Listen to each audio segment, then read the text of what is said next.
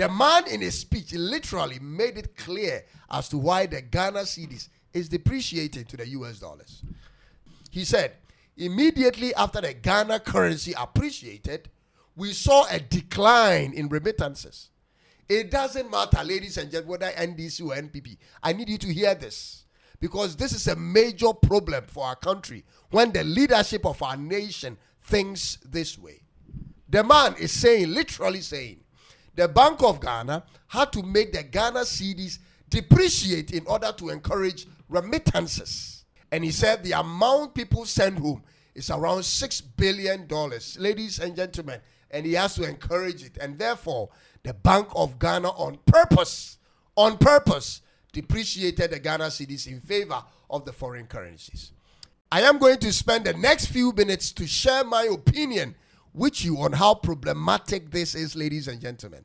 First of all, this is a loser's mentality in the sense that as a country, as a nation that aspires to be great, and we choose to put people in places of leadership to effect this change, our financial priorities cannot be centered around whether people in the diaspora choose to send home money or not.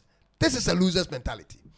In as much as $6 billion is involved, according to the governor, the potential this country has to create revenue is way bigger than anything that we will be waiting on from people in the overseas, ladies and gentlemen.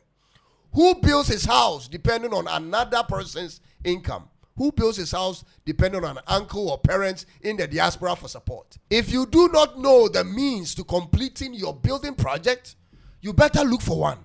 Because what someone in the diaspora will choose to do with their money is something you cannot control nor predict, ladies and gentlemen. These are facts.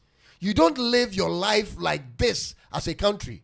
So, if there is a challenge with the world's financial system, I'm just asking, and people cannot send money or move money around like before, what then becomes of our economy, ladies and gentlemen? How do you alter the entire course of a financial system of a country because your expectation of remittances from outside of the country wasn't met? Which begs to suggest that you care more about satisfying the financial expectation of the Bank of Ghana than the inflation situation in the country.